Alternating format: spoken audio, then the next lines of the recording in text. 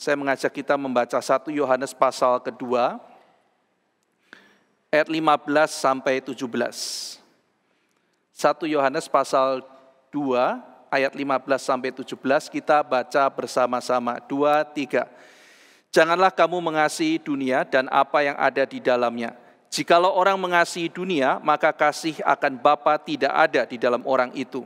Sebab semua yang ada di dalam dunia, yaitu keinginan daging dan keinginan mata, serta keangkuhan hidup, bukanlah berasal dari Bapa, melainkan dari dunia. Dan dunia ini sedang lenyap dengan keinginannya, tetapi orang yang melakukan kehendak Allah tetap hidup selama-lamanya. Mari kita berdoa. Bapa dalam surga, kami menantikan hikmat dari-Mu. Kami percaya bahwa Engkau adalah Tuhan yang telah mewahyukan firman dan juga akan memberikan kepada kami pengertian. Kami berdoa kiranya Roh Kudus boleh mengiluminasikan pengertian firman kepada setiap kami, sehingga kami makin didorong untuk makin berhikmat dan makin melakukan kehendak Tuhan dalam dunia ini. Kiranya Tuhan menyempurnakan kami, makin hari makin serupa dengan Tuhan Yesus Kristus. Dalam nama Tuhan Yesus kami berdoa. Amin. Kita telah membahas bahwa jemaat yang digembalakan oleh Yohanes mulai bertumbuh, sehingga mereka sudah saatnya mempertanyakan mengenai identitas. Siapakah orang Kristen itu? Apakah orang Kristen itu? Apa yang menjadi keunikan orang Kristen? Demikian jemaat yang sudah mulai bertumbuh, mereka mempertanyakan identitasnya.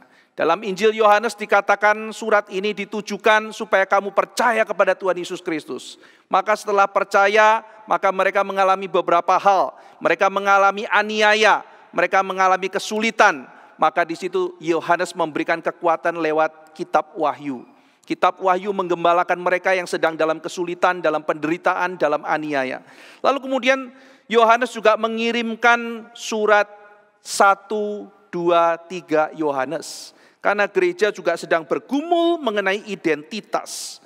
Saudara-saudara sekalian, seorang filsuf bernama Hegel mengatakan bahwa identitas itu bukan hanya dibentuk melalui pertanyaan-pertanyaan misalnya siapakah saya, apakah saya ini. Tetapi identitas itu juga dibentuk ketika saya menanyakan saya itu bukan apa.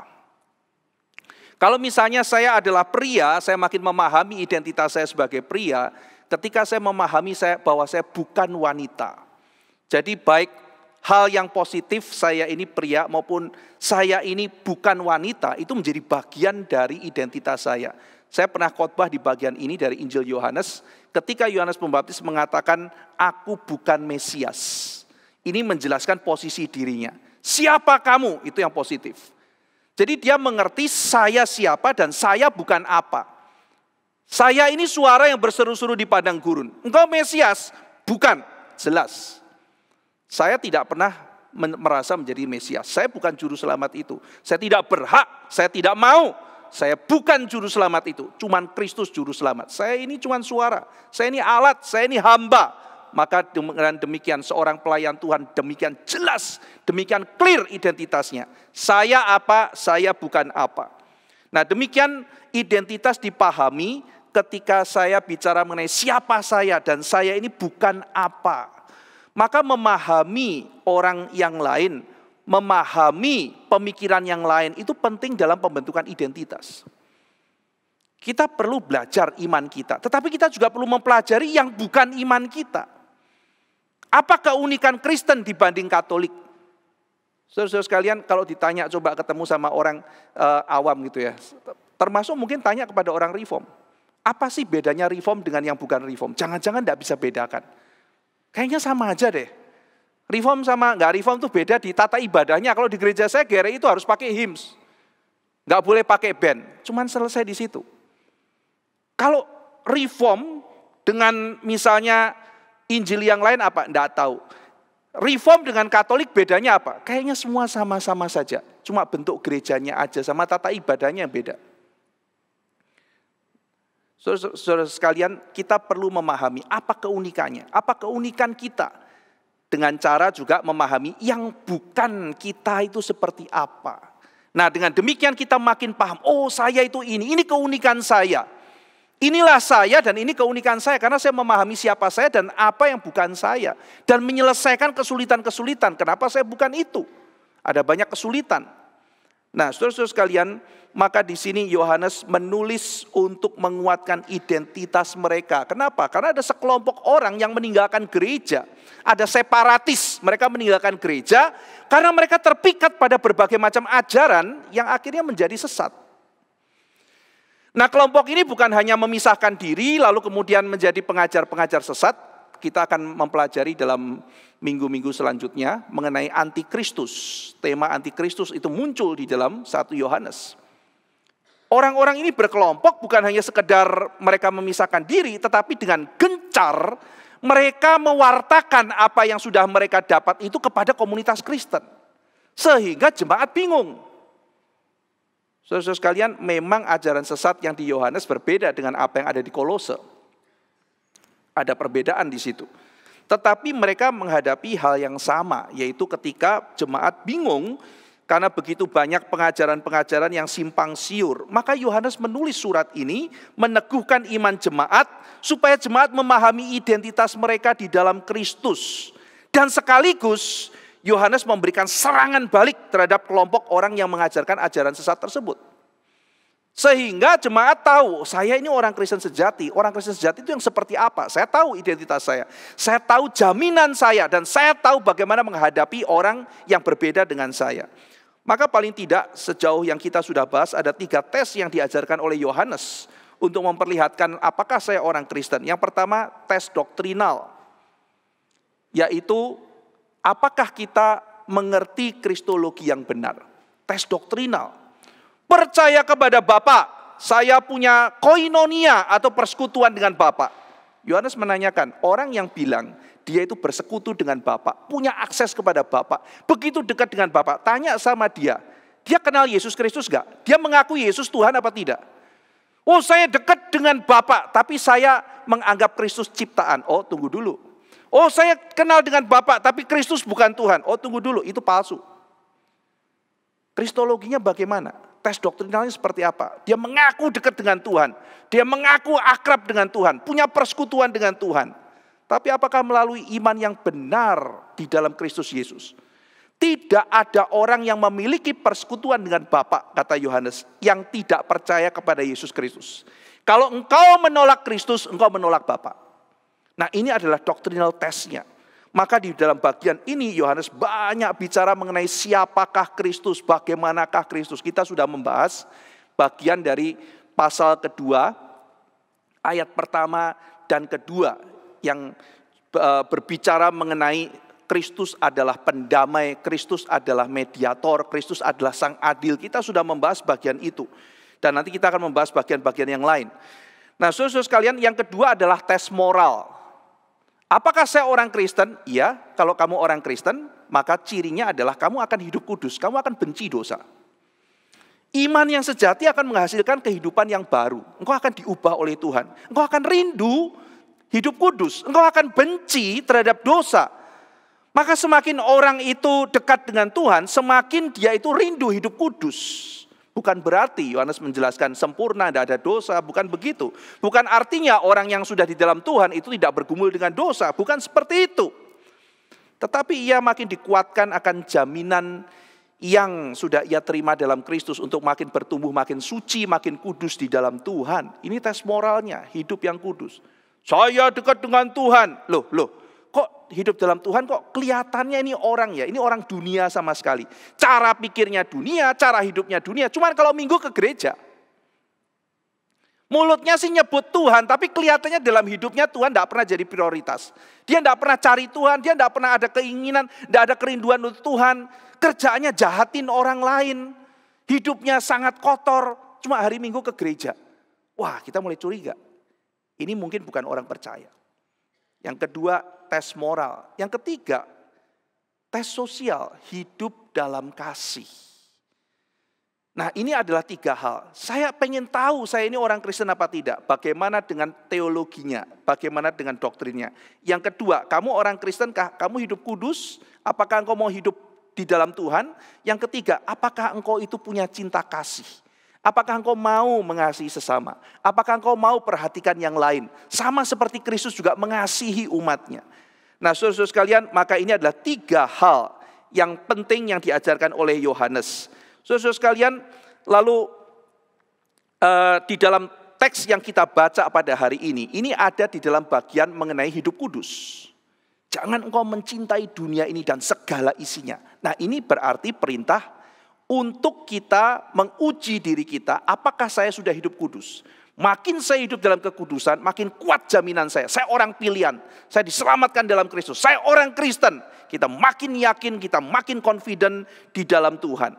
Saudara-saudara sekalian, di dalam Yohanes 3 ayat 16 dikatakan bahwa Tuhan mengasihi dunia ini. Karena begitu besar kasih Allah akan dunia ini, sehingga ia mengaruniakan anaknya yang tunggal. Barang siapa yang percaya kepadanya tidak binasa, melainkan beroleh hidup yang kekal. Jadi karena begitu besar kasih Allah akan kosmos, akan dunia ini. Tetapi dalam 1 Yohanes 2 ayat 15 tadi kita sudah membaca, kita tidak boleh mengasihi dunia ini. Loh, dalam Yohanes 3 ayat 16 dikatakan Allah ini mengasihi kosmos, mengasihi dunia. Tetapi dalam 1 Yohanes 2 ayat 15 dikatakan jangan kau mengasihi dunia ini. Mengapa di sini bertolak belakang? Kita sudah membahas di dalam bagian yang lalu bahwa 2 ayat ini meskipun menggunakan kata yang sama yaitu kosmos, pengertiannya berbeda. Seperti Paulus ketika menggunakan kata daging, saudara-saudara sekalian, sama-sama kata daging, tapi kita harus perhatikan dalam konteks ini dia bicara daging pengertiannya apa, dalam konteks yang lain daging dalam pengertian apa. Bisa punya lebih dari satu pengertian. Demikian di bagian ini sama-sama yang ditulis oleh Yohanes. Yohanes 3 ayat 16, 1 Yohanes 2 ayat 15 sama-sama pakai kata kosmos, tapi pengertiannya berbeda. Dalam Yohanes 3 ayat 16 kosmos mengacu kepada isi dunia, khususnya pada manusianya. Karena begitu besar kasih Allah akan dunia ini kepada manusianya, khususnya manusia yang berdosa dan menentang Tuhan. Tuhan mengasihi manusia yang berdosa, cinta kasih kepada manusia yang sedang menentang kepada penciptanya. Itu dalam Yohanes 3 ayat 16 lebih ke sana. Sementara 1 Yohanes 2 ayat 15 tidak sedang bicara Tuhan mengasihi manusianya, Tuhan mengasihi isi dunia ini. Tapi 1 Yohanes 2 ayat 15 kemarin kita sudah membahas, menunjuk kepada sistem atau hal yang menentang dan beroposisi pada Tuhan. Jadi bicara mengenai sistem, bicara mengenai hal yang menentang, yang beroposisi pada Tuhan. Jadi artinya bukan mengasihi mereka yang terhilang, bukan mengasihi mereka yang berdosa, tapi cinta kasih di sini adalah artinya menikmati dan senang di dalam kebudayaan yang menentang Tuhan. Nah tentu saja ini tidak boleh. Saudara, kalau ada kebudayaan yang sangat melawan Tuhan, lalu kita senang di sana. Ada orang sedang bercandaannya ngaco, kurang ajar, tidak sopan, tidak bermoral. Lalu kita ikut ketawa-ketawa di sana. Nah, itulah mengikuti mencintai dunia ini. Mencintai sistem, mencintai kebudayaan yang menentang, yang melawan Tuhan, itu tidak boleh. Jangan engkau mengasihi dunia ini dan segala yang ada di dalam isinya. Ini bukan bicara mengenai seperti yang Yohanes 3 ayat 16. Cinta kasih Allah yang besar secara general kepada manusia yang sudah jatuh dalam dosa. Bukan seperti itu. Tetapi di sini bicara mengenai spesifik, yaitu mengenai sistem yang beroposisi. Dan nanti akan makin jelas di situ dipimpin oleh setan untuk berusaha menghancurkan anak-anak Tuhan. Nah, saudara-saudara sekalian, kalau kita mencintai dunia ini, apa artinya? Dikatakan artinya kasih Bapa tidak ada dalam hatimu. Maka ini serius. Jangan kau mengasihi dunia ini, karena kalau engkau mengasihi dunia ini, cinta kasih Bapa tidak ada dalam hatimu. Dan kalau kasih Bapa tidak ada dalam hati kita, apa artinya? Artinya kita bukan anak Bapa. Artinya itu, saudara. Maka ini sesuatu hal yang sangat serius. Nah, sekarang kita coba pahami. Jangan kau mengasihi dunia ini. Kalau engkau mengasihi dunia ini, kasih Bapa tidak ada dalam hatimu. Pertanyaannya adalah, yang pertama, mana yang benar? Kasih dari Bapa tidak ada pada kita, atau kasih dari kita tidak ada kepada Bapa? Bagaimana memahami ayat ini? Kalau kita mengasihi dunia ini, kasih Bapa tidak ada pada kita, atau kasih kita tidak ada pada Bapa? Nah, saya mengacu kepada Andrew David Naselli menafsirkan begini. Yang benar adalah yang kedua. Jadi cinta kasih kita, kalau kita mengasihi dunia ini, Yohanes mau menunjukkan bahwa kita tidak mengasihi Bapa. Argumennya, dia mengatakan begini, karena objek kasihnya adalah dunia, maka konsekuensinya kasih yang hilang itu adalah akibat objeknya sudah diisi dunia.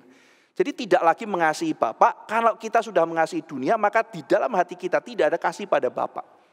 Nah, ini yang terjadi. Kenapa kita tidak boleh mencintai dunia dan segala isinya? Segala isinya kita sudah bahas, saudara ya, itu bukan menunjuk kepada bagian-bagian ciptaan. Jangan kau mengasihi dunia ini dan segala isinya. Bukan bicara mengenai pohon, bukan bicara mengenai gunung, mengenai sungai, ataupun mengenai manusia. Tapi yang dimaksud segala isinya adalah 3 perwujudan dari ayat selanjutnya. Yaitu ayat 16. Keinginan daging, keinginan mata, dan keangkuhan hidup.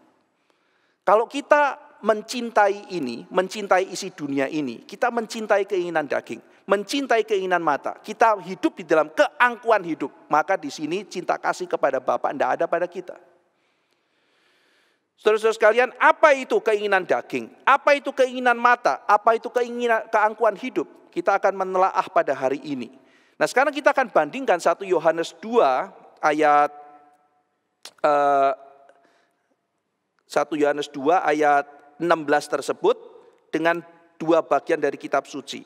Jadi kalau dalam 1 Yohanes 2 ayat 16 dikatakan ada 3 ya, sebab semua yang ada di dalam dunia, yaitu isinya itu ya, semua yang ada dalam dunia yaitu keinginan daging, keinginan mata, serta keinginan keangkuhan hidup bukan berasal dari Bapa. Kenapa kita tidak boleh mencintai? Karena ini bukan berasal dari Bapa, ini berasal dari dunia, demikian dikatakan oleh Yohanes.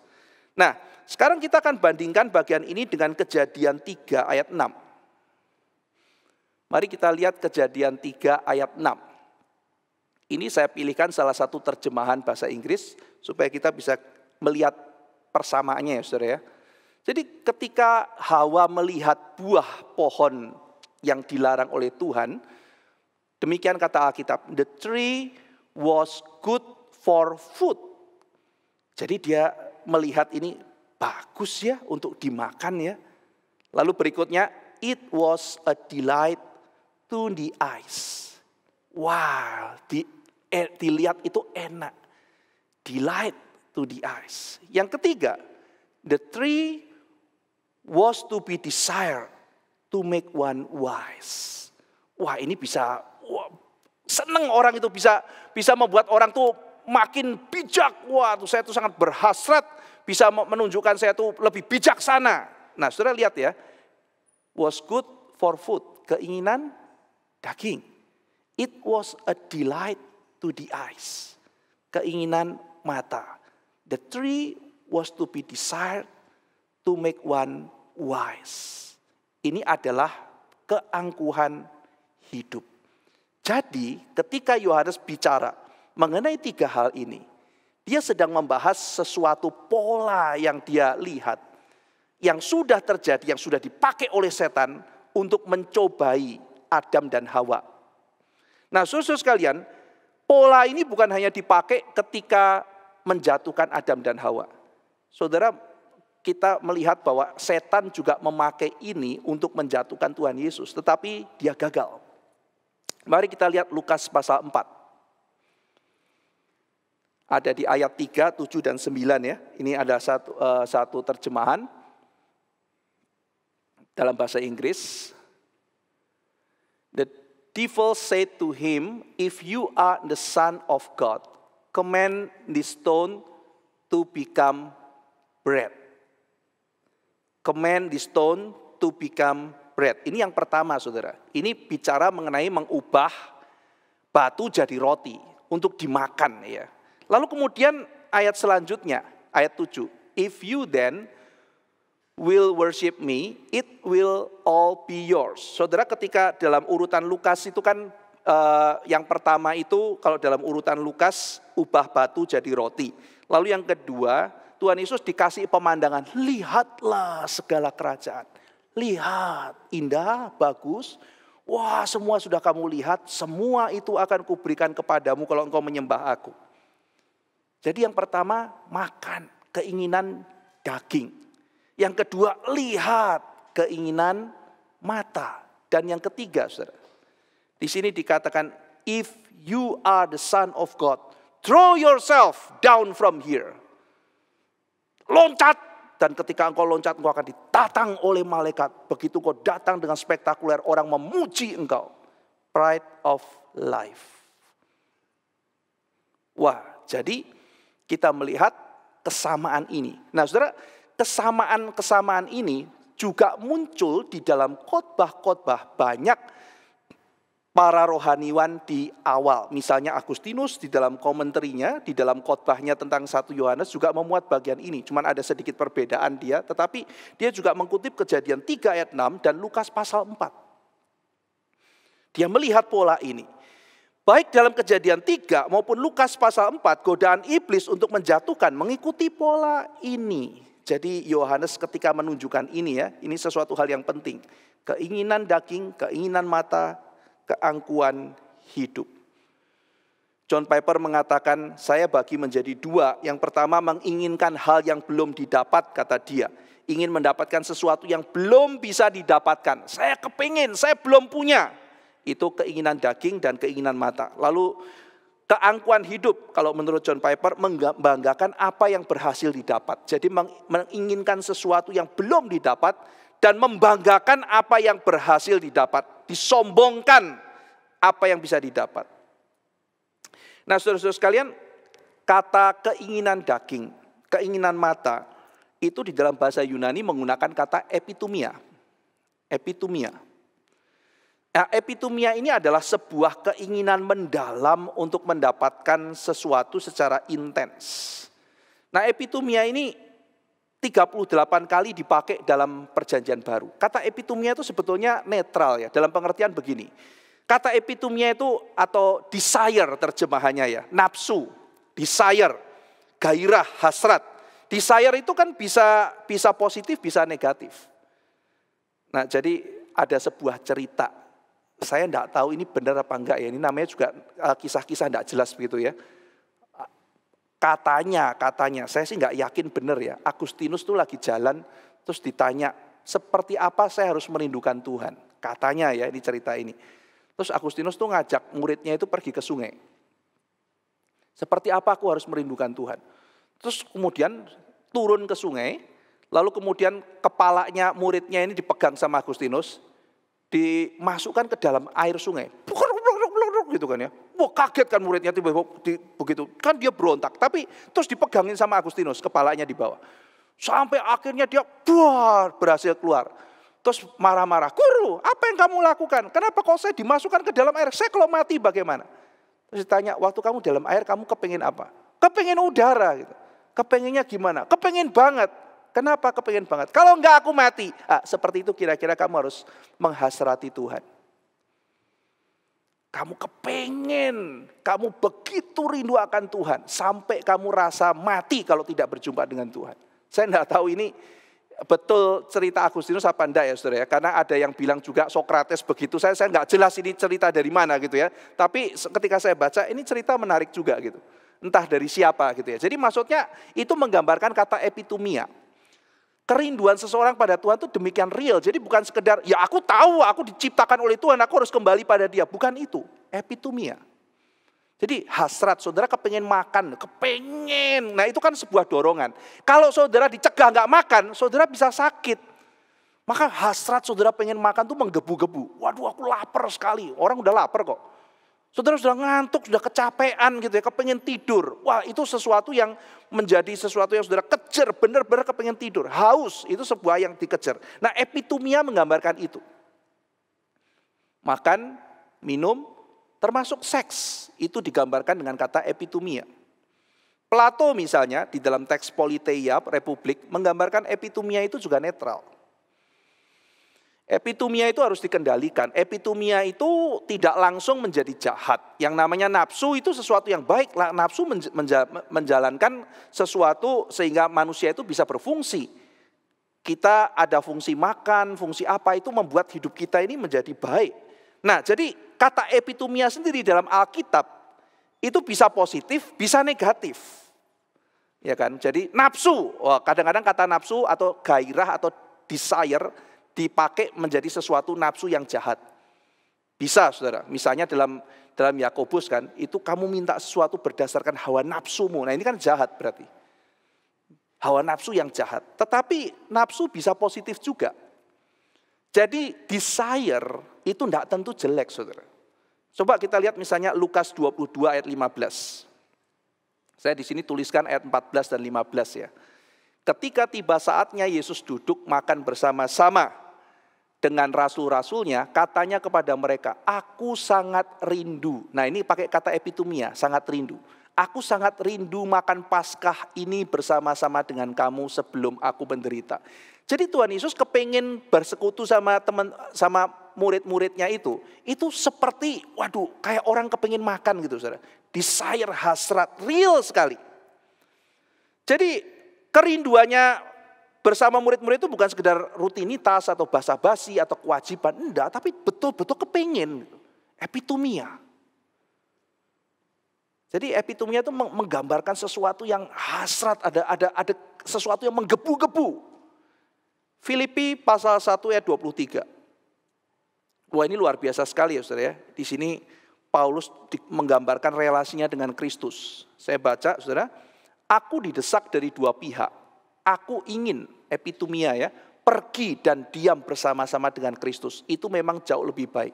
Jadi Paulus tuh kepengennya ketemu Kristus tuh bukan cuma aku pengen ketemu Kristus. Tapi sungguh-sungguh kayak orang kepengen makan, orang mau tidur, orang pokoknya betul-betul sangat rindu, kepengen banget ketemu dengan Kristus.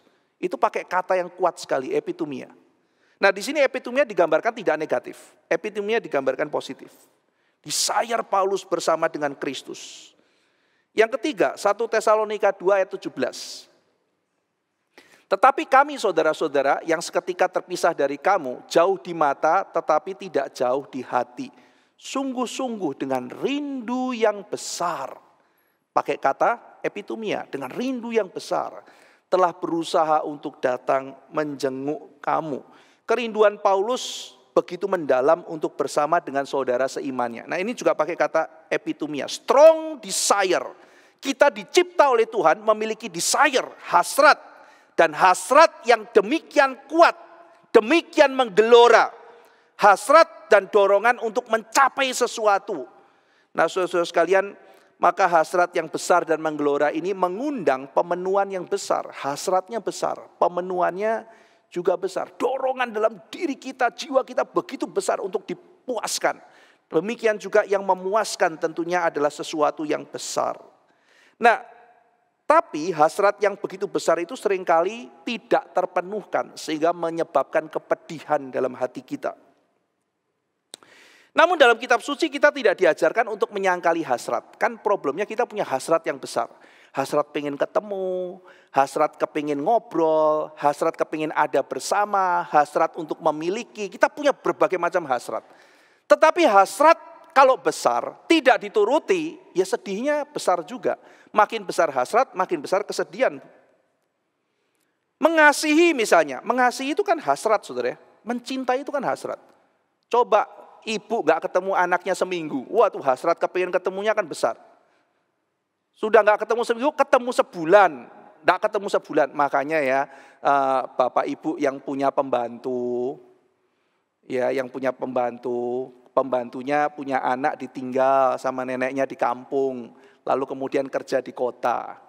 Lalu setahun itu pulang 2 kali lihat anaknya, pulang seminggu. Terus kadang-kadang masih ngeluh. Ini loh pembantu, pulang terus. Setahun kok pulang 2 kali. Kerja ditinggal-tinggal, pulang seminggu. Gimana ini kerjaan ditinggal-tinggal terus? Itu sedikitlah mengerti. Iya kan, dia tuh punya anak ditinggal setahun cuman ketemu anaknya 2 minggu. Masih kita komentarin. Pulang terus 1 bulan, 1 tahun bisa keluar. Kasihan coba kalau itu kita coba. Punya anak gitu ya, karena kita enggak punya uang, mesti kerja, ngerantau di tempat orang, ketemu cuman 2 minggu terus bos kita marah-marah gitu. Jangan ya, kita mesti ngerti kesulitan-kesulitan. Memang itu satu hal yang berat buat dia. Kita harus juga memberikan pengertian pada orang-orang yang kesulitan. Ada hasrat mendalam. Nah hasrat itu kalau kita tidak turuti, tidak kesampaian, ya sedih saudara. Sedih. Nah, maka jalan keluarnya bagaimana ya? Apakah epituminya itu harus disangkal? Nah, makanya kan kalau di dalam pemikiran timur kita harus menyangkali nafsu. Kita harus memadamkan nafsu. Kita harus memadamkan keinginan. Kalau keinginannya mati, saya nggak punya keinginan, maka saya nggak punya sesuatu yang membuat saya kecewa. Nggak punya keinginan kok. Saya kepingin pergi jalan-jalan ke Eropa, tiba-tiba pandemi, nggak jadi pergi ke Eropa, sedihnya minta ampun. Tapi kalau ditanya, kamu pengen ke Eropa nggak? Enggak. Kepengen ke Asia mana nggak? Enggak. Kepengen ke Amerika enggak. Kepengen kemana? Di rumah saja, nggak kepengen kemana-mana. Ya dia nggak akan kecewa. Ada makanan kesukaan nggak? Enggak. Ada kepengen makan tertentu nggak? Enggak. Ada kepengen ini nggak? Enggak. Ya dia nggak akan kecewa, dia nggak punya apa-apa. Kangen seseorang nggak? Enggak. Siapapun enggak. Ada kepengen ketemu apa enggak? Enggak. Pengennya apa? Di rumah aja. Ya sudah gitu. Orang enggak punya kepengen apa-apa kok. Ya paling enggak kepengennya masih normal-normal di sekitar dia gitu. Ya dia enggak akan sedih. Ya jadi kalau begitu, kalau saudara enggak mau kecewa ya, jangan sayang siapapun ya. Jangan sayang, karena saudara akan kecewa. Loh, kalau nanti yang disayangi meninggal gimana? Ini kan kita hidup dalam dunia berdosa loh saudara. Menikah sama orang yang dicintai. Apa dia nggak bisa pergi? Bisa dipanggil Tuhan kan? Cepat atau lambat dia harus pergi. Ya. Cepat kita juga sedih, lambat juga kita sedih. Oh sudah bertahun-tahun kok hidup sama dia terus dipanggil, makna hidupku apa? Cepat juga susah, kok cepat sih baru sebentar sudah dipanggil. Semuanya sedih gitu. Punya saudara juga begitu. Suatu hari papa mama kita dipanggil Tuhan, anak kita dipanggil Tuhan, siapapun dipanggil Tuhan. Ya kalau gitu kita netral-netral aja deh. Kalau teman tetangga kita meninggal kita nggak sedih kan gitu. Kalau nggak terlalu pernah ketemu gitu kan. Nah jadi kayak begitu aja. Siapa meninggal? Adik gitu. Gimana? Ya sudah pergi kok.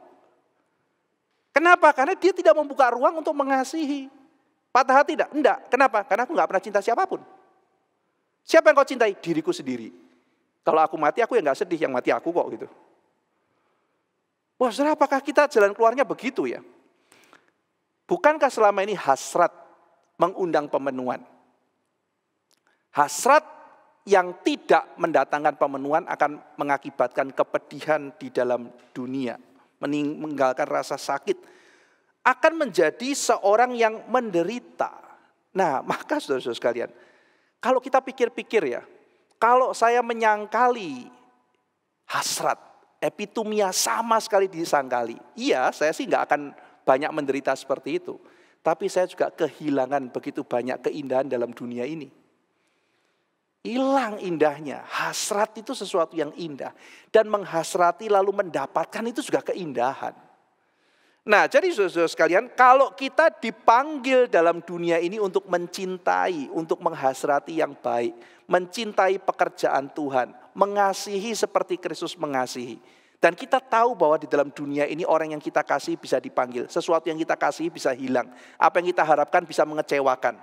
Maka bagaimana mungkin kita tidak percaya panggilan Kristen adalah panggilan hidup menderita. Ya kita akan bersuka cita, tentu saja ini tidak boleh dilepaskan, kita dipanggil untuk mengalami sukacita sejati dalam Tuhan. Tapi jangan lupa, di dalam dunia yang berdosa ini, kita dipanggil juga untuk menderita, seperti Kristus itu menderita. Kenapa saudara? Karena kita mencintai, dan kita tahu itu, orang Kristen siap patah hati. Iya kan? Mau mencintai ini, tidak boleh. Itu melawan kehendak Tuhan, sudah saya patah hati, saya tidak dapatkan. Kenapa? Karena itu bertentangan dengan kehendak Tuhan saya harus siap. Yang saya cintai akhirnya suatu hari pergi atau hilang, saya harus siap. Kenapa? Karena panggilan saya adalah panggilan menikmati sukacita, tapi dalam dunia berdosa saya harus sadar bahwa apa yang bisa menjadi kepenuhan saya itu tidak bisa seperti nanti ketika saya berhadapan dengan Kristus. Ketika saya sudah berada di hadapan Tuhan, sudah sempurna, di mana semua apa yang menjadi hasrat saya yang terbesar, mendapatkan pemenuhan yang terbesar. Maka C.S. Lewis mengatakan, itu sebab dalam dunia ini selalu ada ruang-ruang yang tak bisa terpenuhkan. Ada hal-hal yang tidak pernah bisa diisi dengan tuntas. Ada kesedihan-kesedihan yang ada.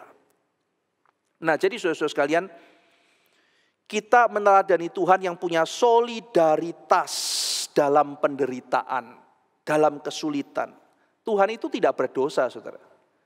Kalau Tuhan tidak berdosa, kenapa dia menderita? Kenapa dia sedih? Kenapa dia menderita? Bukan hanya Kristus yang menderita, saudara. Allah Tritunggal kita melihat menderita. Roh Kudus juga didukakan oleh dosa-dosa kita. Maka kita mengatakan jangan mendukakan Roh Kudus. Bapa, Putra, Roh Kudus itu menderita. Mereka tidak berdosa, tetapi menderita. Mereka itu ambil bagian solidaritas, memikirkan, peduli kepada orang yang berdosa. Jadi jangan pikir, wah saya sudah diselamatkan dalam Kristus, saya tidak perlu menderita. Justru kita meneladani Allah kita, solidaritas kepada orang-orang yang menderita. Nah saudara, nanti kita kalau mempelajari Paulus, loh kalau begitu susah dong, saya dipanggil menderita. Jangan takut. Tuhan bukan cuma mengatakan kamu dipanggil menderita. Tuhan memanggil kita untuk menerima begitu banyak penghiburan. Nanti saudara baca Paulus ya, makin banyak penderitaan, lebih banyak penghiburannya. Kenapa? Karena Tuhan tahu dia memanggil kita untuk mengasihi tengah-tengah dunia yang berdosa. Maka Paulus katakan, ada begitu banyak penghiburan, lebih banyak yang kita terima di dalam dunia ini dari Tuhan Yesus Kristus. Nah, jadi itu sebabnya kita tidak takut untuk menghasrati hal-hal yang baik dalam dunia. Kita tidak takut mencintai, ya kan? Jadi saudara tidak usah pikir lah, aduh aku cintai nanti yang tak cintai mati gimana? Ya sudah, gitu. Serahkan sama Tuhan, percaya kedaulatan Tuhan, terus mencintai. Ada begitu banyak yang harus dicintai dalam dunia. Nanti kalau yang saya harapkan, misalnya mengecewakan saya gimana? Ya berharap lagi. Karena pengharapan orang Kristen bukan pengharapan sesuatu itu jadi baik. Enggak. Pengharapan kita adalah pengharapan bahwa Allah itu setia. Itu pengharapan kita. Kita kadang-kadang nggak bisa mengharapkan sesuatu yang ada depan mata. Pengharapan kita adalah pengharapan sesuatu yang pernah dikerjakan Allah di masa lalu. Ada saatnya begitu, saudara. Hope itu kadang-kadang bukan karena di depan mata kita terjadi sesuatu. Hope itu adalah seringkali Tuhan mengatakan, ingat apa yang pernah aku kerjakan. Sehingga banyak orang yang berharap sesuatu yang belum terjadi, tetap dia beriman, tetap dia berharap. Nanti setelah dia mati baru Tuhan kerjakan. Ada hal-hal seperti itu. Nah, saudara-saudara sekalian, lapar itu oke, itu hasrat kok. Tetapi serakah dan rakus itu keinginan daging. Jadi epitumia itu sesuatu yang bisa menjadi baik. Tetapi ketika epitumia itu diselewengkan, tidak pada tempatnya, itu menjadi keinginan daging. Jadi bukan hawa nafsu, bukan nafsu itu atau hasrat itu selalu jahat. Terjemahnya kalau nafsu itu sudah tendensinya itu tidak bagus ya saudara ya. Maka kadang-kadang diterjemahkan desire itu menjadi sesuatu yang lebih bisa positif atau bisa negatif. Nah, lapar itu oke, serakah dan rakus itu keinginan daging. Ingin itu baik, iri itu tidak baik, itu keinginan daging. Ingin boleh saja kan ingin, iri, nah itu problem. Ya. Nah jadi keinginan itu sesuatu yang baik. Orang kalau menginginkan sesuatu artinya dia manusia. Manusia selalu ingin sesuatu. Dia menginginkan sesuatu, dia menginginkan kemajuan, dia menginginkan keindahan, dia menginginkan kebaikan. Manusia selalu inginnya banyak, itu manusia. Tapi masalahnya adalah apa yang kita inginkan.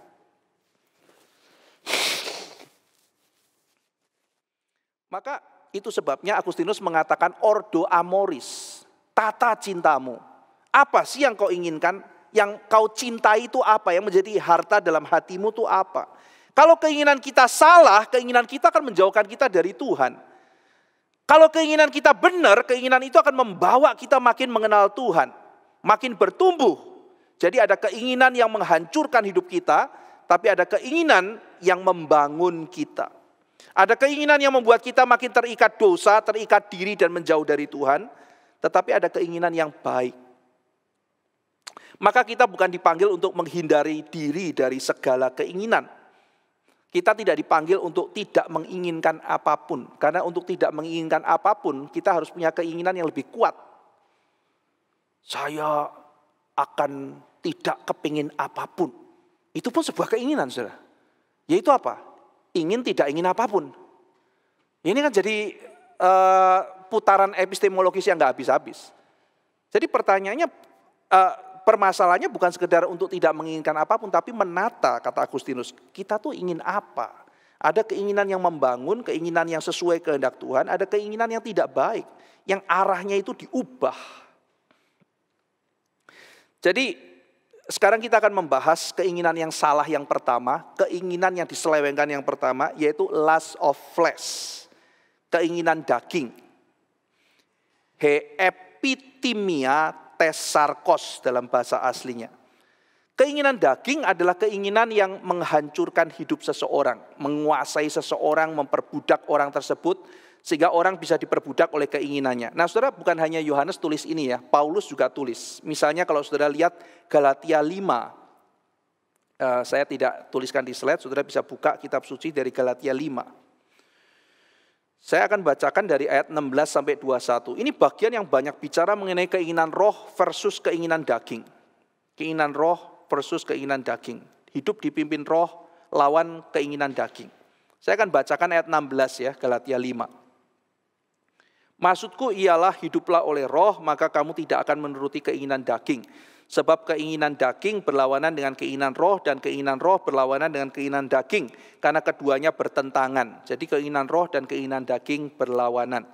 Sehingga kamu tiap kali tidak melakukan apa yang kamu kehendaki. Akan tetapi jikalau kamu memberi dirimu dipimpin oleh roh, maka kamu tidak hidup di bawah hukum Taurat.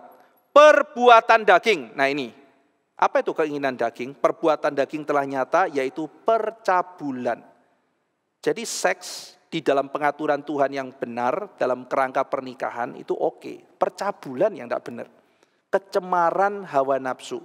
Penyembahan berhala, sihir, perseteruan, perselisihan, iri hati, amarah. Ini kan semua bicara mengenai ill will ya.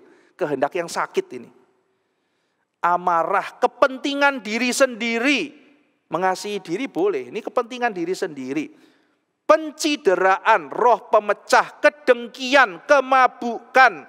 Minum itu boleh, mabuk ya enggak boleh. Pesta pora. Ya pesta boleh, pesta yang tidak mengandaikan moral, mengabaikan sopan santun itu yang problem dan sebagainya. Terhadap semuanya itu kuperingatkan kamu seperti yang telah kubuat dahulu, bahwa barang siapa melakukan hal yang demikian, ia tidak akan mendapat bagian dalam kerajaan Allah. Sama ya, dalam bahasa yang berbeda, tetapi Paulus mengungkapkan juga orang yang hidup di dalam mengasihi dunia, salah satunya keinginan daging. Kita nggak bisa melihat dia mengasihi Tuhan. Kalau hidupnya seperti itu bagaimana? Nah jadi keinginan daging adalah sesuatu sensualitas. Jadi dia itu dengan salah dia selalu menuruti keinginan hawa nafsunya yang tidak mengindahkan apa yang Tuhan katakan. Sesuatu sensualitas yang membuat orang tidak lagi sensitif terhadap rencana Tuhan. Kalau kita melihat tahapnya stages of faith-nya Kierkegaard itu dia tahap estetis, saudara ya. Orang yang hidupnya itu mengambil keputusan berdasarkan enak tidak enak. Itu fase estetis, pleasure. Menyenangkan tidak menyenangkan. Jadi itu yang menjadi tujuannya. Bukan orang dipimpin Tuhan tapi dipimpin oleh kesenangan. Pokoknya yang menyenangkan saya ambil. Pokoknya bikin saya happy, saya ambil. Keputusannya itu di situ. Ya. Jadi sensualitas bukan sensitivitas. Tuhan memberikan manusia makanan supaya manusia dapat hidup. Tapi kalau akhirnya makanan itu jadi pusat, ya manusia jatuh dalam lust of flesh. Makan itu untuk menunjang hidup supaya bisa pelayanan. Tapi sekarang hidupnya untuk makan. Ya ini kan sudah menjadi lust of flesh. Seks itu baik. Tapi ketika seks mendominasi seluruh kehidupan manusia, itu jadi lust of flesh. Menjadi keinginan daging. Semua yang bisa disentuh, dirasa seperti makanan, minuman, istirahat, seks, kenyamanan itu baik. Tetapi kalau kenyamanan menghalangi orang menjalankan kehendak Tuhan, ya menjadi lust of flesh. Lust of flesh itu desire, tapi sinfully desire. Jadi lust of flesh adalah desire, tetapi dia sinfully desire. Bertentangan dengan kehendak Tuhan. Desire yang bukan memenuhi kehendak Tuhan, tapi memenuhi hawa nafsu sendiri. Kita baca Efesus 4 ayat 19 tadi yang saya sudah kutip. Having lost all sensitivity. They have given themselves over to sensuality, so as to indulge in every kind of impurity, and they are full of greed. Kehilangan sensitivitas. Lalu memberikan diri kepada sensualitas. Saya pakai terjemahan ini supaya gampang diingat ya saudara. Sensitivitas, sensualitas. Dalam bahasa Inggris itu sebab perasaan mereka telah tumpul. Diterjemahkan begitu ya. Jadi perasaan sudah tumpul, sudah tidak ada rasa. Jadi kehilangan sensitivitas. Nah ikut Tuhan itu kan kita butuh sensitivitas ya. Oh ini Tuhan maunya ini. Tidak kerasa, bebal saudara. Saudara kalau makan terlalu panas ya, maka lidah ini kan jadi kebal gitu ya, jadi kebas gitu. Kalau sudah makan terlalu pedas itu jadi kebas, jadi rasa itu sudah nggak sensitif lagi. Nah orang yang terus diterpa oleh segala lust of flesh ini, akhirnya kehilangan sensitivitas untuk mengikut Tuhan. Lalu mereka memberikan diri mereka untuk apa? Sensualitas.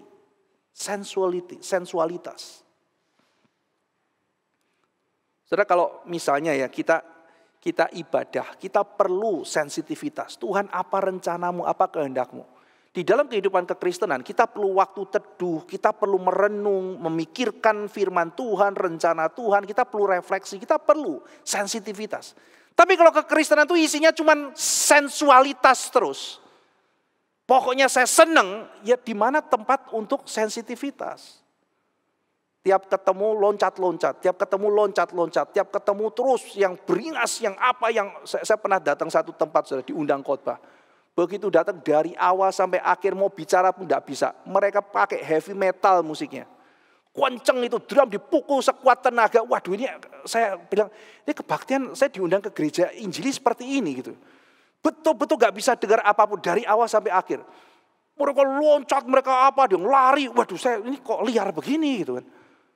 Lalu kemudian ketika saya khotbah gitu saudara, saudara bisa bayangkan ya dengan suasana yang sudah begitu dari awal sampai mau khotbah. Terus kemudian saudara-saudara sekalian lihat ayat ini, ya tidur saudara.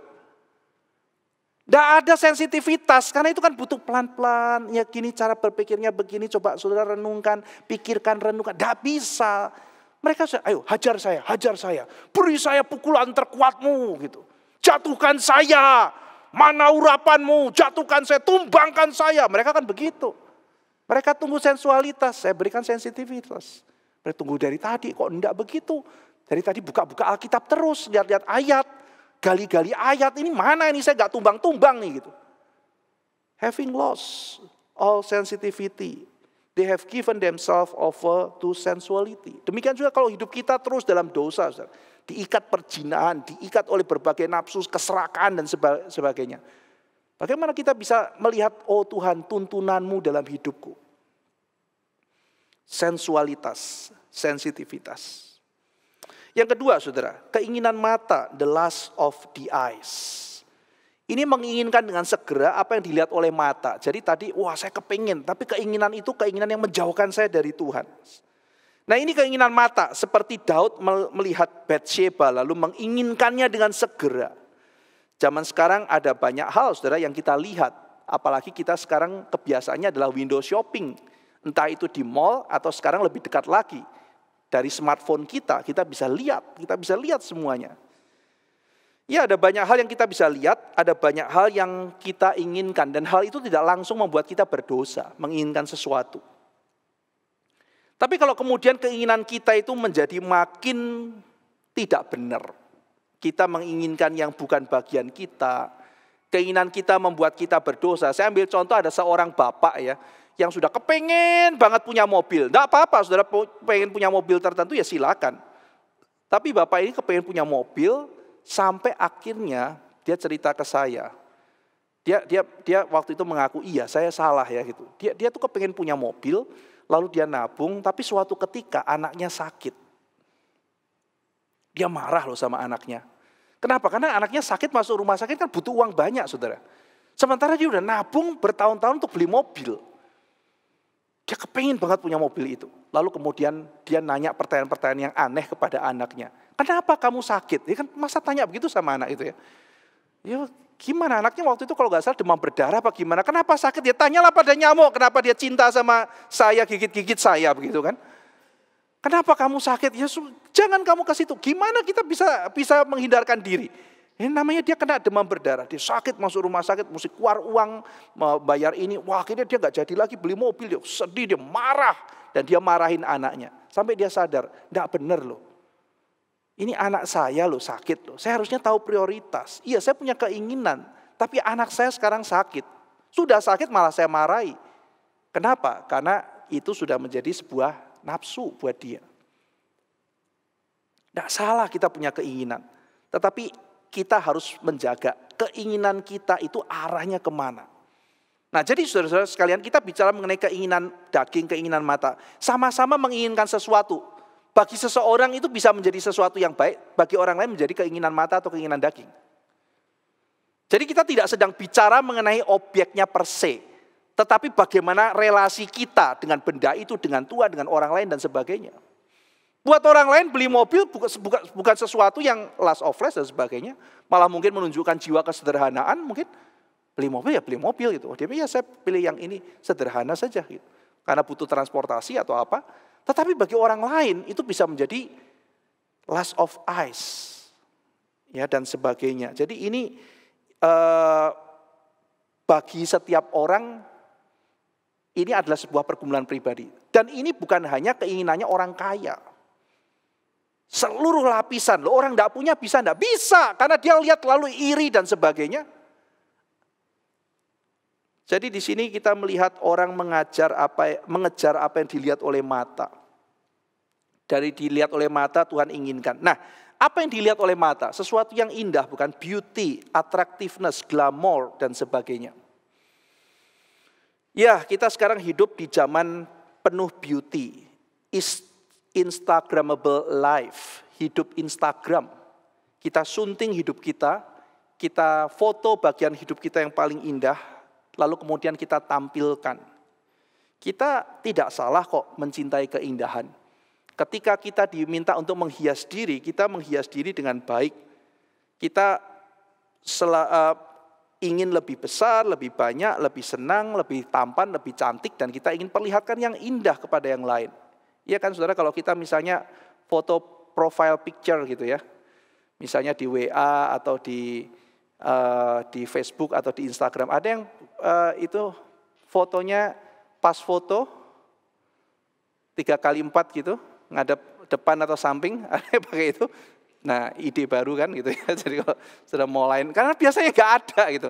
Cari yang bagus, yang paling cantik, yang paling apa, biasanya begitu. Ya, apalagi yang dari samping begini kayak narapidana gitu kan jarang gitu ya. Iya kan, jadi biasanya, iya itu kita kan selalu tampil yang terbaik gitu kan. Kita tampilkan juga kan bukan yang adegan-adegan yang biasa. Misalnya update status, kosek WC dulu gitu ya. Biasa lagi kita ngosek WC. Biasanya jarang begitu, makan makanan yang baik. Kalau makanannya juga kecuali saudara mau tagline-nya tuh saya hidup sederhana, singkong lagi. Ya itu kan ya pencitraan juga gitu kan ya, susah sombong gitu kan ya. Nah, jadi ya apapun itulah, itu tidak salah juga sih saudara mau menampilkan sesuatu. Ya karena kita itu memang suka yang indah. Lalu buat apa juga kita tampilkan semua yang jelek-jelek gitu. Ya bukan begitu. Oh kalau gitu Pak saya dasteran gitu ya. Ini aku gitu kan ya. Jarang mandi, gak usah sikatan gitu ya. Masa kita juga begitu? Itu ekstrim gitu kan ya. Ya kalau kita misalnya mau menampilkan sesuatu yang indah, cantik, gak apa-apa. Kenapa? Karena memang Tuhan memberikan kepada kita tuh keindahan. Dan kita menikmati, kita suka kok keindahan. Kalau kita mau memberikan hasil karya yang indah, itu bagian daripada kemanusiaan kita. Tuhan sendiri dirinya keindahan, saudara. Tuhan itu ketika mencipta, dia mengatakan ciptaannya baik.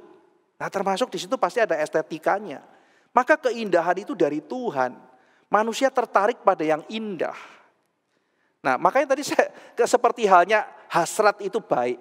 Kita melihat, mata kita melihat yang indah-indah, yang baik-baik. Itu juga tidak salah. Biasanya kan kamu tuh loh suka ngelihat yang baik-baik, rumah yang baik, ya semua dilihat semua yang indah-indah, yang baik-baik. Ya kalau enggak apa? Yang jelek-jelek. Lihat semua yang jelek-jelek. Lihat mau pilih buku paling jelek. Ya kan, mau makan di restoran paling jelek, yang mirip kayak penjara itu paling bagus gitu.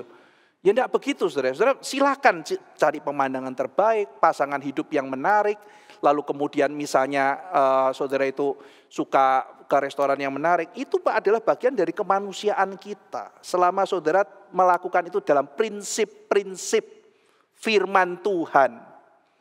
Ya. Keindahan itu baik, tapi keindahan bukan segalanya. Nah itu ketika saudara menjaga itu, saudara dibentengi oleh hal yang baik. Silakan tertarik pada hal yang indah. Kita tuh merenungkan loh hal-hal yang indah. Kita mengkontemplasikan hal yang indah. Ini perintah Alkitab. Segala yang baik, yang sedap didengar, yang suci, yang kudus. Pikirkan semuanya itu. Jadi bukan hanya kita lihat, mikir pun suruh mikir yang indah-indah, saudara.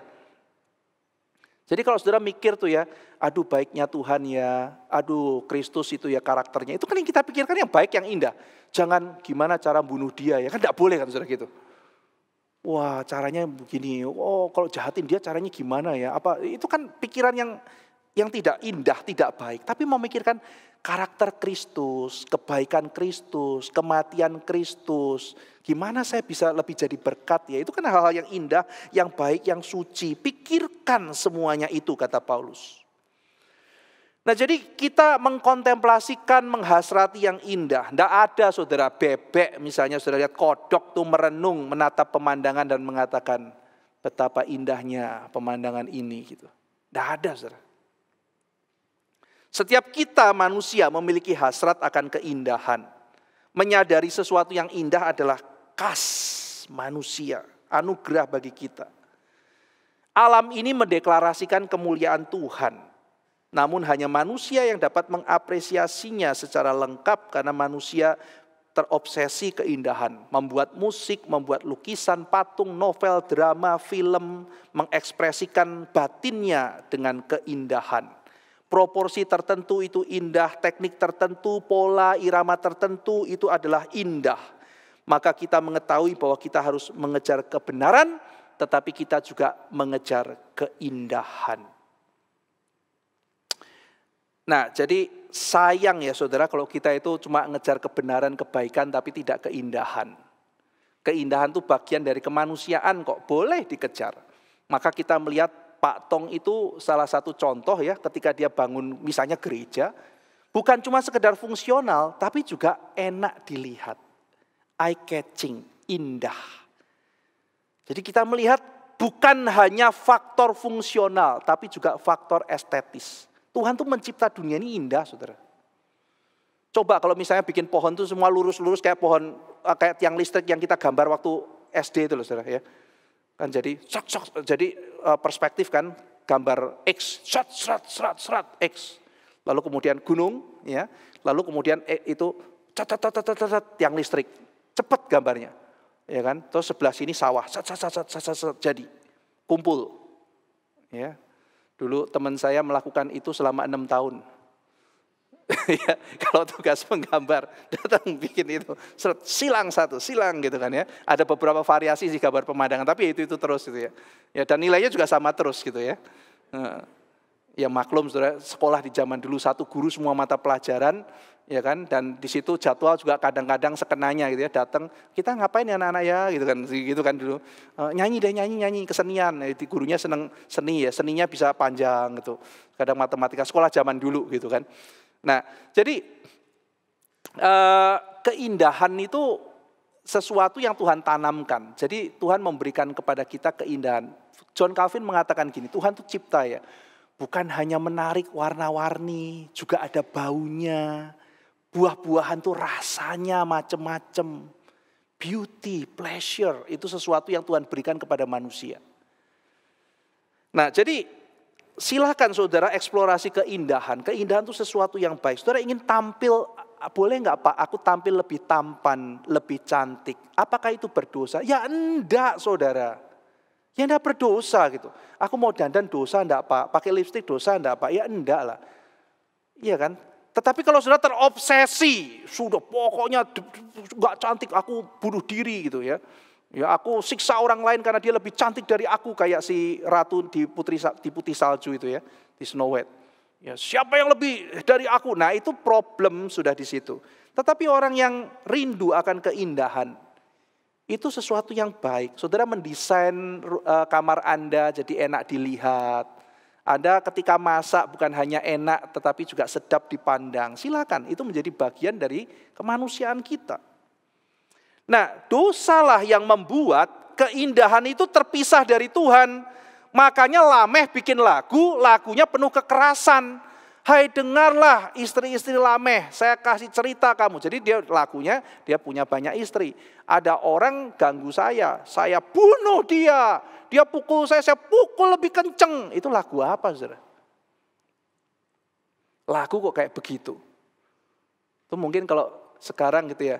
Yo dengar istri Lameh. Yo dengar istri Lameh. Aku jalan-jalan digebuk sama orang. Buk. Gua tonjok balik gitu. Oh, lagu apa itu? Lu tonjok, gua tonjok balik lebih kenceng. Wow gitu kan ya. Misalnya seperti itu gitu. Ini kan lagu, waduh dengerin kok lagu kayak begini ya Lameh ya gitu. Ini apa ini, keindahan tapi kok jadi kayak begini. Nah, beauty itu sesuatu yang indah. Beauty harusnya menarik kita. Tuhan tuh indah, maka kita datang menarik pada Dia. Ada keindahan karakter, keindahan kehidupan, keindahan komunitas, keindahan itu membuat kita datang karena indah, saudara. Kita datang mengikut Tuhan itu bukan sekedar karena kewajiban, tapi karena ikut Tuhan itu indah. Keindahan itu luar biasa. Tetapi keindahan di dalam dunia yang berdosa, beauty juga jebakan bagi kita, jerat. Maka kita harus membedakan beauty yang membawa kita pada Tuhan dengan beauty yang menghancurkan kita. Kekacauan itu muncul di Eden kan, ketika lihat beauty kan, waduh indah buahnya. Lot jatuh karena apa? Karena dia melihat beauty-nya Sodom dan Gomora. Itu kata yang dipakai mirip ketika Musa menulis bagian itu, ketika Lot melihat, itu dia pakai kata strukturnya mirip dengan ketika Hawa melihat buah pohon itu. Jadi Lot melihat, wayar. Dia melihat, wah Sodom dan Gomora begitu. Persis ketika itu keinginan mata. Karena indah gitu.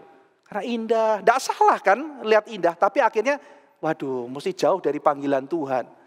Tuhan suruh di sini, ya sudahlah saya pisah sama Abraham di sana saja. Ya sudahlah panggilan indah ya indah. Nah akhirnya keindahan itu membawa jauh dari kebenaran. Keindahan bisa jadi senjata setan menjatuhkan manusia. Nah inilah the lust of the eyes. Ini adalah sebuah keinginan mata. Melihat keindahan tetapi berdosa. Saudara, Basalel dan Aholiab dalam Keluaran pasal 35 itu diberikan Tuhan kemampuan untuk melayani Tuhan dengan keindahan. Jadi dengan seni yang tinggi mereka menghaturkan doksologi. Mereka memuliakan nama Tuhan dengan keindahan. Jadi harusnya kita melihat dunia ini dengan mengatakan, wah luar biasa indahnya dunia ini. Dan betapa indahnya Sang Penciptanya. Saya kasihan sekali ya melihat Roquentin. Roquentin itu salah seorang tokoh di dalam novelnya Sartre, seorang filsuf Perancis ya.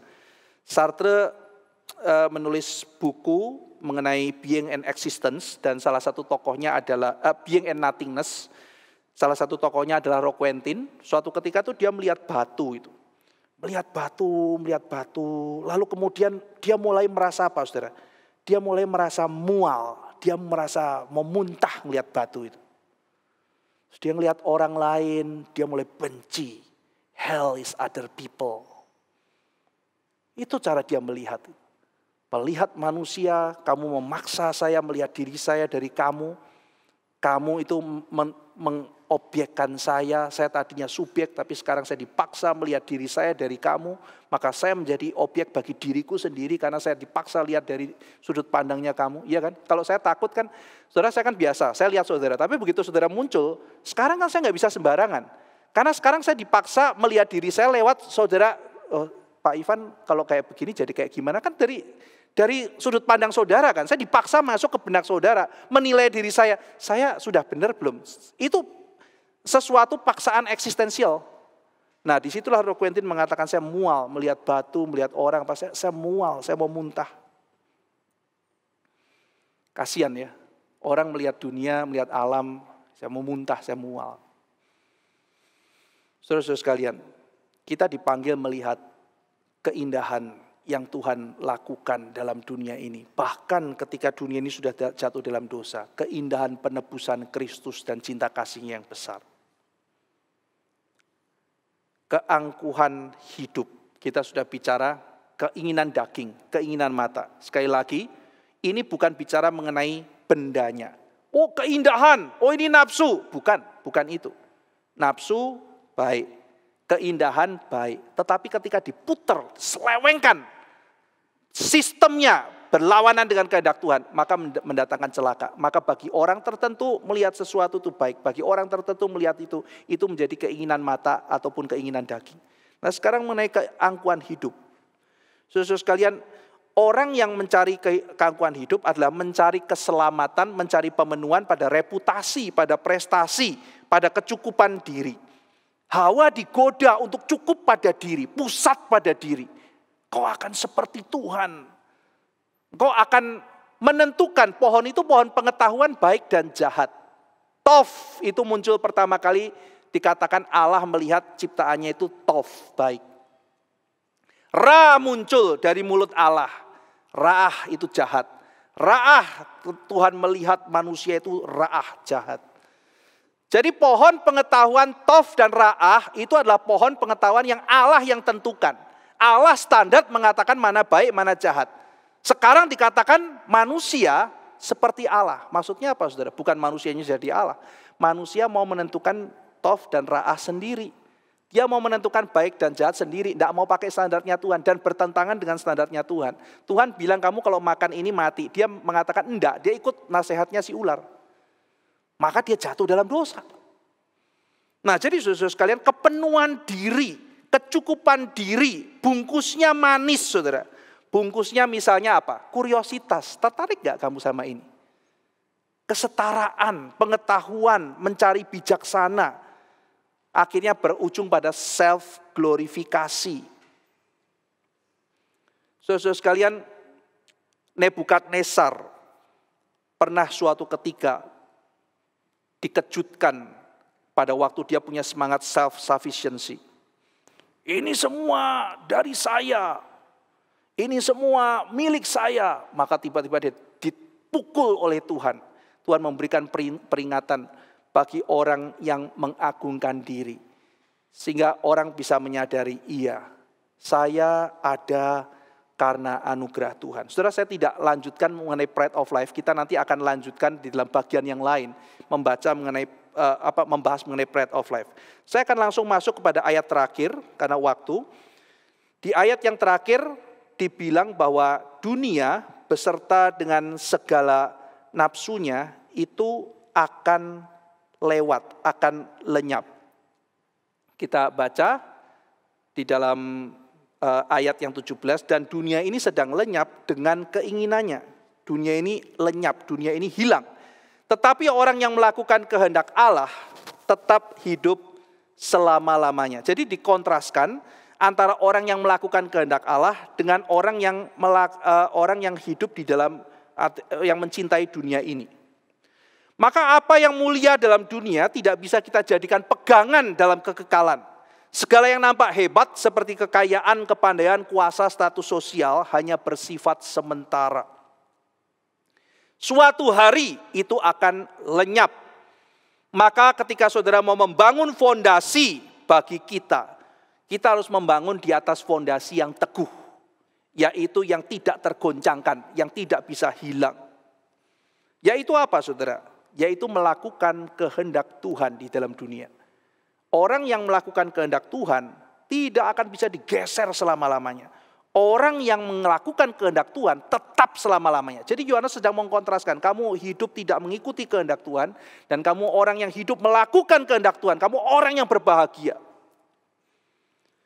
Saudara, kalau kita mau investasi, saudara pasti investasi di perusahaan yang untung. Saudara tidak mungkin investasi mempercayakan uang saudara, apalagi seluruh uang saudara, di atas perusahaan yang bangkrut. Misalnya saudara, ada orang menawarkan investasi, perusahaan A bilang, investasilah di perusahaan saya jamin dalam 5 tahun pertama, saya punya perusahaan kinerjanya akan naik 100 kali lipat. Oh begitu ya? Iya. Kalau begitu boleh saya investasi 3 tahun? Oh enggak bisa. Investasilah seumur hidupmu. Oh gitu ya? Iya. 5 tahun pertama saya akan bikin kenaikan naik 100 kali lipat. Wow, bayangkan 5 tahun 100 kali lipat. Ya, bisa lebih enggak? Oke, dalam 7 tahun 1000 kali lipat. Wah 1000 kali lipat 7 tahun. Tapi habis itu boleh ditarik? Enggak, ya investasinya seumur hidup. Ya udah ya saya mau. Tapi setelah 7 tahun perusahaanku akan bangkrut. Dan uangmu bukan hanya habis, engkau akan meninggalkan banyak hutang. Lah, kalau begitu iya, dan kamu akan diseret untuk urusan hukum ini dan itu. Tapi 7 tahun kamu akan untung banyak, setelah itu mampuslah kamu. Gitu. Saudara mau investasi di situ, 7 tahun saudara, 1000 kali lipat, habis itu habis, kita benar-benar habis.